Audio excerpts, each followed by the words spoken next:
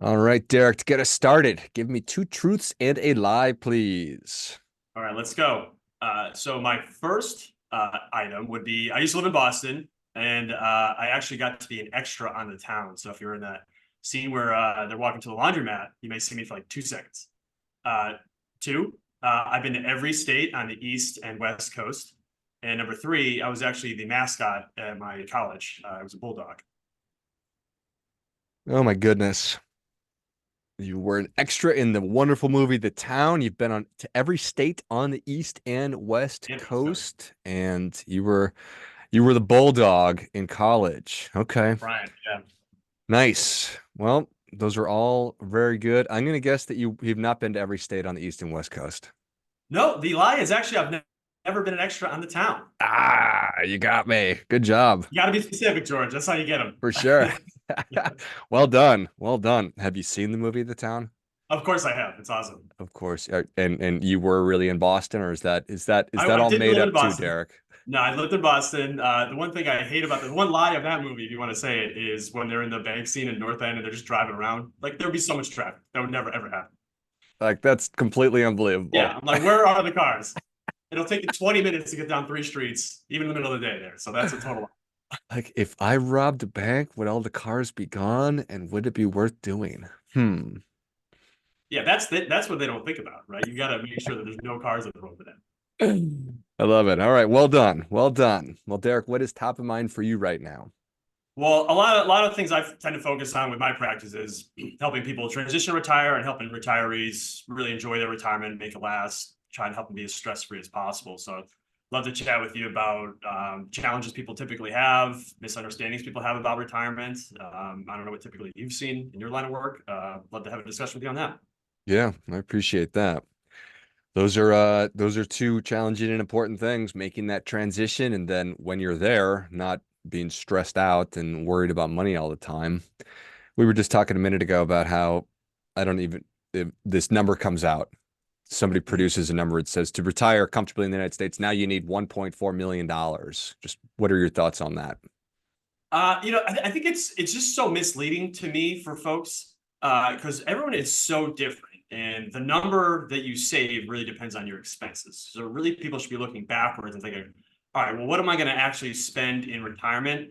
Because to me, it's like remember those old ING commercials you saw where people had numbers over their head with their net worth or whatever that Yeah. number represented. I think that's what people are trained like. Oh, once I get to X number, I'll be good. When that's not really the case because you and I probably have a much different number, and it's based on our, where we live, because taxes are going to be different, how much we're going to spend, what we actually want to do. Are we going to work part time? Are we going to volunteer? Are we going to travel a ton? So that's really going to depend a lot of what you have. And I know that there's a lot of rules of thumb about like having 70 or 80% of your pre-retirement income.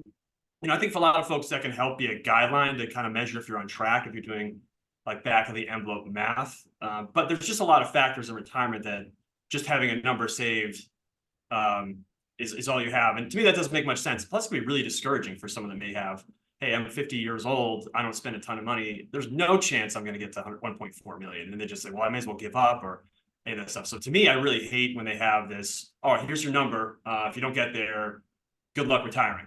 That's just not a good mindset to have or put out there for people.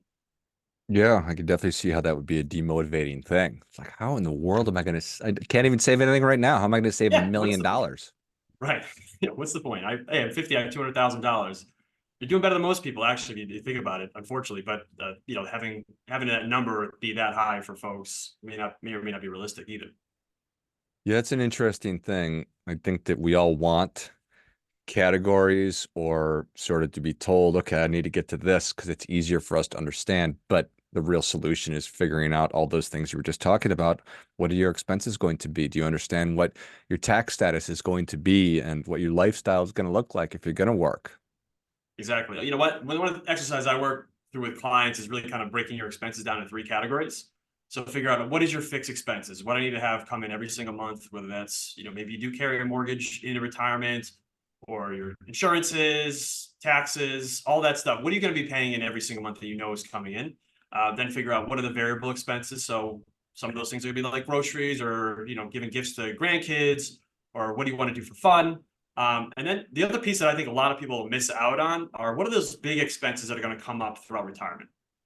Like if you remember through COVID, everyone was in their house all day, and what did everyone do? They said, I'm going to redo my porch. I'm going to redo my kitchen. I'm going to redo this.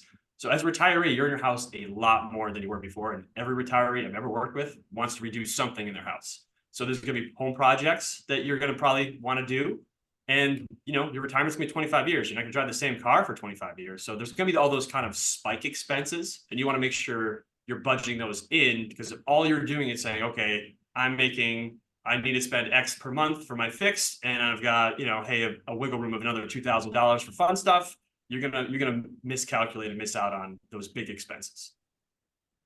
I appreciate that. So you said that there were three categories you focus on. It's fixed, Yeah, the big expenses, and variable. variable expenses. Okay, nice. And obviously the variable one is trickier because it's variable. It is, but typically the nice thing about these credit card statements now is they'll give you a year's summary of your spending, so you can kind of look and say, okay, what are the things you commonly spend? What part of the exercise I take clients through is we look at, all right, what are the fun things you really want to do? Are you a golfer? All right, let's build in you golfing 4 times a week or whatever that number is for you. What's the expense of that? And let's map that out and include that in the plan and have a line item for that stuff. So some of those things can be accounted for pretty easily. I mean, there's always going to be things that come up in our lives, whether someone gets married and now you've got to fly to Jamaica for a wedding or what have you. Those things are naturally going to come up, but generally they'll kind of even out month to month. People don't usually spend, $5,000 2 months and then just 1,000 every other month. So it typically tends to average out over time. I appreciate that. So stress in retirement, what are some of the reasons that happens? Why do people get stressed out? Well, so you got to think about it. Your whole life, you're making money, and money's always coming into your life. And then at a certain point, you're just going to stop that. Now, at this point, no money is coming into your life, no new money at least. So you're solely relying on the money that you have saved and Social Security. So when you think about that, you're like, okay, I only have a finite amount of money. We get a little different. Just it's natural. It's a human, evolutionary thing. When we only have so much money, we think, okay, we've got to hold on to it. And a lot of people tend to be either just more conservative with their investments or just more conservative with how much they spend because they don't want to run out. And that's a totally natural fear to have. So that's where I think doing that first step and figuring out, okay, what are the expenses and how does that impact what you have saved? And can we, materially spend these over 25, 30 years? The other problem is we don't know how long we're going to live for. So, okay, I've got this pot of money.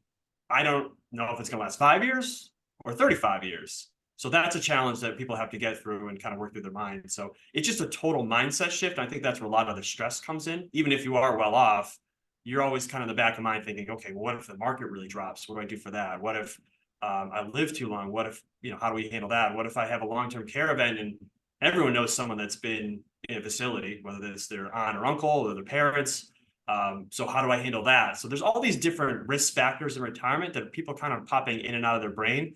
So really coming with a plan for how to deal with each one of those can be incredibly powerful and meaningful for retirees because it's like, okay, if this happens, I've got a plan. If this happens, I've got a plan. If this happens, this is how we're handling it. So you just want to make sure you're having those discussions. Some of them can be terrible. I mean, no one wants to talk about, ending up in a home. But if you don't have that conversation and something happens to you, what do? That's much more stressful, in my opinion, than trying to handle it in the front end. I guess that is really what the fundamental cause of stress is uncertainty about stuff that might happen and I just don't know. So then Yeah, weighing those contingencies and actually talking about it and making a plan can help to alleviate the uncertainty and the feelings around that.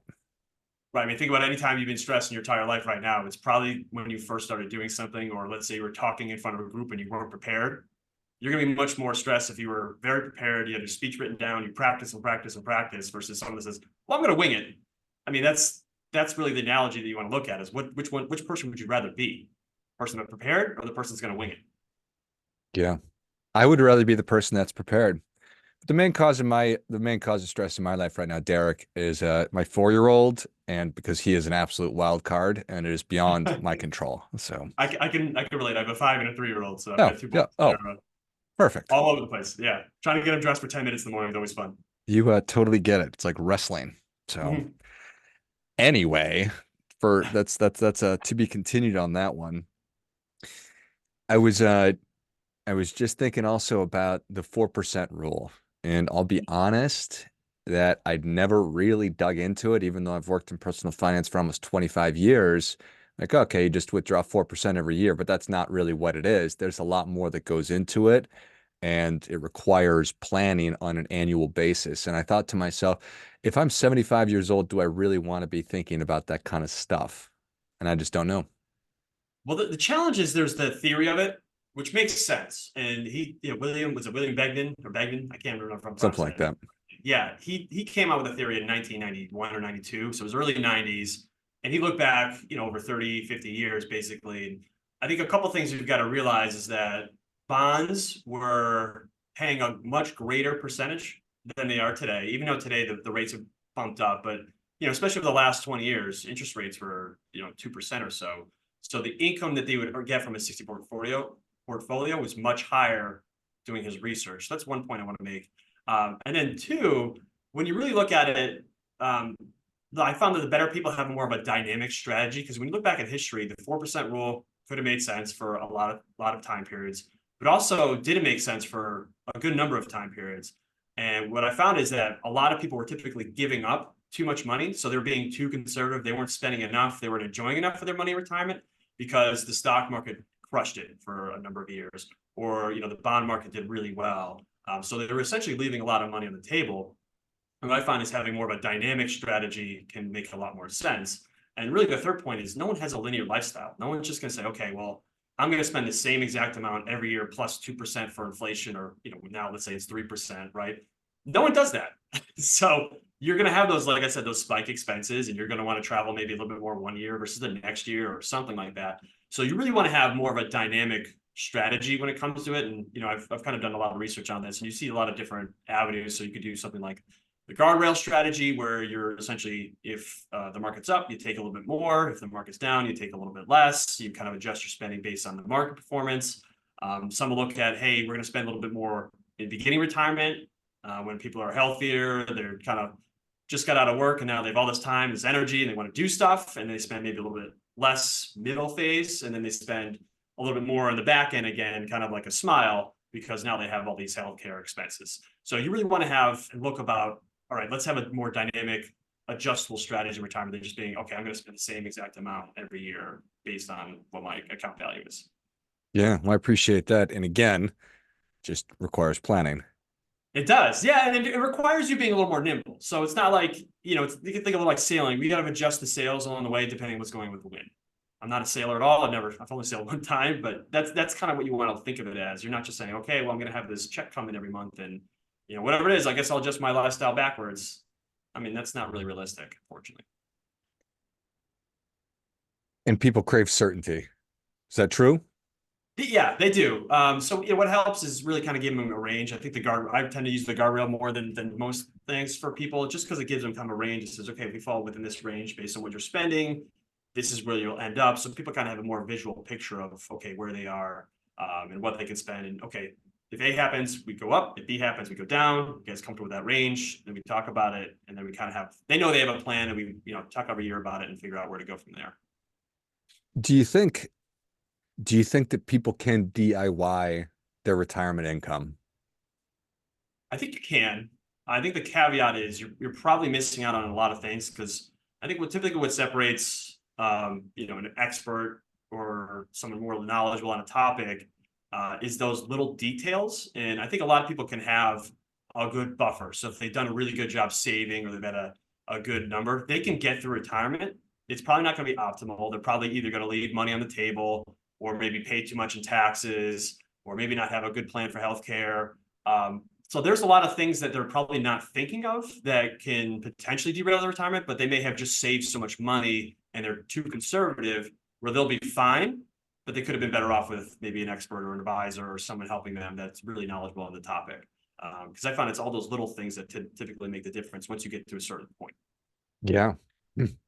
And we're living through a time right now where we're seeing how little things in every aspect of our life are making everything a lot more expensive. And sometimes those little things are really, really big things. Um, and you think you used a really important word, which is optimize or optimal. I mean, if you are doing it yourself, and I'm not I'm not advocating that you make your own decisions, people. You decide how you want to plan this stuff. But yeah, 1% here, 5% there, 3% there. If you could get that back in your pocket, that would certainly be better. Right. And you're thinking, okay, now I've got, $1 million a year or $1 million nest egg, that 1% on that's a big deal. And, 1% on you paying taxes, that adds up. And, you at the end of the day, you could be talking about 40, 50, 60, $70,000 back in your pocket.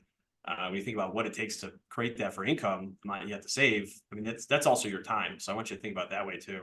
I mean, I'm also biased because I'm a financial advisor, so of course I'm going to say work with one. But I understand folks that want to DIY it themselves, but just you have to do a lot of research to take up that time to figure out, okay, how do I really optimize my retirement? So that's the real trade-off you want to do. Are you going to spend that much time figuring that out? And what's that worth to you? Yeah. Talk about peace of mind and certainty and Mhm. understanding that and appreciating that we have a lot of valuable resources, money being one of them, but time, attention, all of those things are also of value. Right. So making those kinds of decisions. I mean, it just kind of stresses me out just thinking about being 80 years old and trying to think about and make these decisions. So knowing that I would have somebody or I do have somebody that's helping me with these things and acting in my best interest, I think is of immense value. I think a lot of times it's even just having a sounding board. Hey, we're thinking of doing this. What's something we're missing? I think it's a lot of the I don't know what I don't know things that come up with it. I found with clients, and even in doing the research for the book I wrote, a lot of it is the one alarming stat I saw was, what the number one tax planning strategy was for retirees?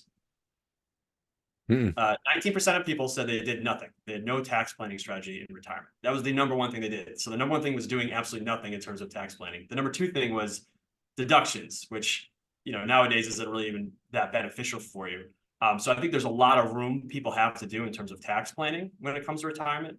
You have to look forward and backward with this. A lot of times we just look last year and say, hey, look, I reduced your tax bill by $500. That's great. Good job, accountant. But they don't ever look out. All right, we plan for the future. Was that the best decision for the next 20 years? One short example of that is the Tax Cuts and Jobs Act is probably going to expire in 2026. So there's some planning around that. I mean, that means deductions are going to drop. The state planning limits are going to drop. Tax rates are probably going to go up about 3% for some folks. So depending on what happens with that, I mean, there's some planning we could do today to help capture some of those tax savings now and then push that out, later. So there's a lot of things you want to try and figure out and just determine. And I don't know how often many people are paying attention to those smaller items, like what's going on with laws being passed. Number one strategy, nothing. Number Nothing. two, tax deductions. Right. Got it. So it's like, okay, great. So if that's your strategy, you got some work to do. And to me, there's a lot of opportunity there for you then. So if you're not doing that and you look at doing that, I mean, taxes are one of your biggest expenses in retirement by far. So how can you really look at planning for that? And if you plan for that correctly, you can save thousands of dollars over the course of your retirement just by doing that one piece of it. Yeah, a lot of low-hanging fruit for sure. Yeah. Well, Derek, we're ready for that difference-making tip. What do you have for us? I think my difference making take is actually, I'm going to circle back on the taxes. I think that's the one thing that I found typically we can add a lot more value for folks. So if you're really not paying attention to taxes, I think that's a real opportunity for you. And when you project stuff out, and I kind of mentioned those spike years, but when you have multiple different tax sources, so you have Roth dollars, you have traditional IRA dollars, you have after tax money, thinking about, okay, if I'm going to redo my kitchen, where am I pulling that money from? And having a real strategy on withdrawals and things like that can really reduce your taxes, because all you're doing now is saving in your pre-tax 401k. You're paying taxes on all of that. Now that $50,000 kitchen is going to cost you $75,000 because of taxes.